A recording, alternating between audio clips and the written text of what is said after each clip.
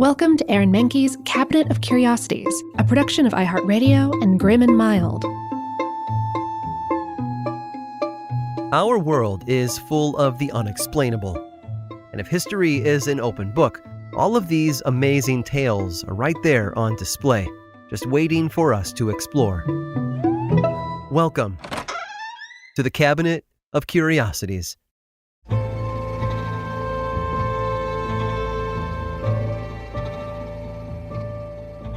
When Mehmed II, young Sultan of the Ottoman Empire, set his eyes on Constantinople in 1451, there was nothing anyone could do to talk him out of it.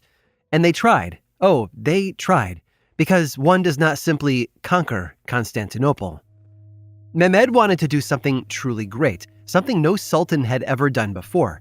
He wanted to take the capital city of Christianity, but he knew it wouldn't be easy. And he knew that he would have to get creative in order to accomplish this goal. Constantinople's defenses were quite literally impregnable thanks to modern technology. There were 4 layers of walls, a moat, and a chain that stretched across the Golden Horn to prevent any navy from getting close via the water. Given that it was situated on a particularly small and easily defensible plot of land, it's no wonder that the fortifications had held for centuries. Mehmed wanted to fix that, or wreck that, I should say, but first he had to get past the walls and the moat. Despite how highly trained the Ottomans were, the Christians housed inside the city would never have to meet them in battle if their opponents couldn't bring down the walls. Enter one particularly intrepid Hungarian named Orban. Orban was a Christian metallurgist who set out to sell his new invention to the highest bidder. He first took his invention to the Christians of Constantinople, but they couldn't afford his price, so Orban did the thing that any good capitalist would do. He took it to a competitor. Mehmed II saw the value in Orban's invention and paid more than the asking price to have it done sooner. While Orban questioned the timeline, he agreed to make it happen for the Sultan, as well as personally overseeing the use of his revolutionary weaponry on the battlefield. Orban's weapon was unlike anything the medieval world had seen before.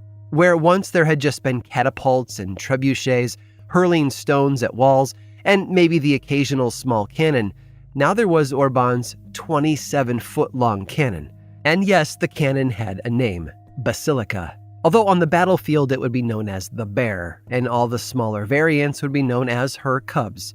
Basilica itself took a team of more than 60 oxen to carry to the battlefield, and must have looked like a harbinger of death, which it would soon become, in more ways than one. Mehmed and Orban prepared the cannons and aimed them at those impenetrable walls, about to find out just how strong they really were. It didn't take long, though. You see, the Bear and her cubs broke through the first couple of layers and created holes wide enough for the Christians inside to finally see the need to step out and counterattack. And while those battles raged on the field, Orban kept firing and firing and firing.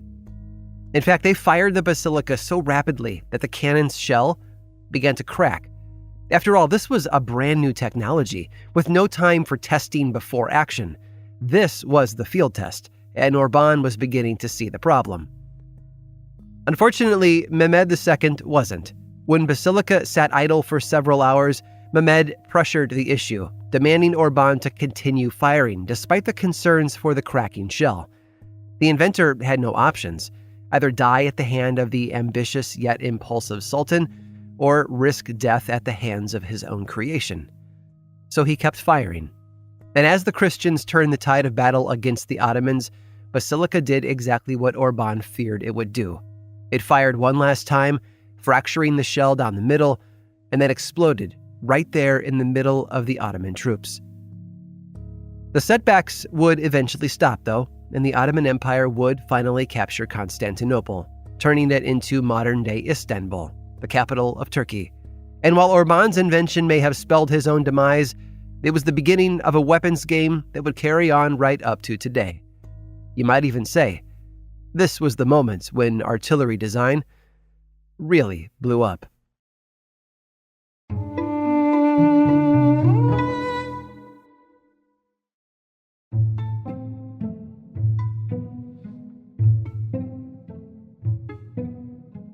The birth of a child is a joyful occasion. New life is brought into the world to grow into someone who hopefully does a bit of good. Of course, the act of carrying and giving birth to that child, well, that's a bit of a roller coaster. The morning sickness, the cravings, and the potential complications can all make the experience less than pleasant. But in the end, it's worth it. Although, if you had to do it 70 times, you might think twice. Fyodor Vasilyev was a Russian peasant born in 1707. He was married to a woman whose name wasn't recorded, although it was believed to have been Valentina. But although history may have forgotten her name, it certainly hasn't forgotten what she did over the course of her life. From 1725 to 1765, a period of 40 years, Valentina Vasilyev gave birth to 69 children. Let me say that again, in case you think I misspoke. Valentina gave birth to 69 children. That's an impressive sounding number, right? According to the American Society for Reproductive Medicine, the chances of having twins is 1 in 250 pregnancies, triplets 1 in 10,000, and quadruplets a whopping 1 in 700,000 pregnancies. And sure, those odds come down when fertility treatments come into the picture, but those weren't things that were available during Valentina's lifetime. Yet she gave birth to 16 pairs of twins, 7 sets of triplets, and 4 sets of quadruplets. And given that the pregnancy terms of triplets and quadruplets are, on average, shorter than those of twins or single children, Valentina was likely pregnant for 18 full years of her life. And just as surprising to hear, out of the entire brood of 69 children, only 2 died in infancy. Of course, it was clear that Fyodor loved growing his family, and because Valentina wasn't his only wife, he had more chances to do just that. His second wife gave birth to another 18 kids. There were 6 sets of twins and 2 sets of triplets, bringing Fyodor's grand total to a record-setting 87 children. Literally. You see, Fyodor holds the Guinness World Record for fathering the most children of anyone on Earth for the last 250 years. Others have come close, though. Another Russian couple, Kirilov and his wife, were said to have had 57 children during the mid-1700s. But nobody came close to Fyodor and Valentina. However, that didn't stop the naysayers from trying to knock the couple down a few pegs. In the 1783 issue of The Gentleman's Magazine, an English periodical from the same time, a letter was published by a reader who had done the math. They suggested that the high number of children was actually the result of Fyodor's promiscuous ways. A book published in 1790 by B.F.J. Herman mentioned Fyodor's enormous family, but encouraged readers to view the case with a caution, he said. In fact, that was the common belief for most books and articles written about Fyodor and his children. Question everything. In the late 1800s, the French Academy of Sciences tried to get the truth by reaching out to someone named M. Konikoff from the Imperial Academy of St. Petersburg. They were hoping for some guidance on how to pursue their investigation, to which Konikoff told them not to bother. There were still Vasilyevs living in Moscow, and they were getting sizable favors from the government due to the size of their family.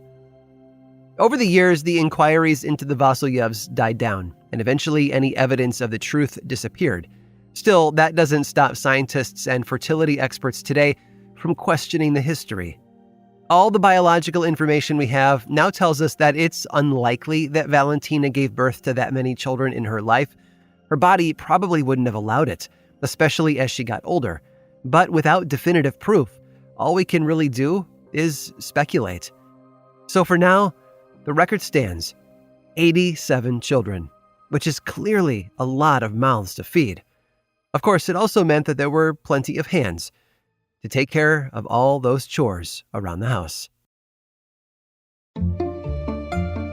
I hope you've enjoyed today's guided tour of the Cabinet of Curiosities. Subscribe for free on Apple Podcasts or learn more about the show by visiting curiositiespodcast.com. This show was created by me, Aaron Mahnke, in partnership with How Stuff Works. I make another award-winning show called Lore, which is a podcast, book series, and television show, and you can learn all about it over at theworldoflore.com. And until next time, stay curious.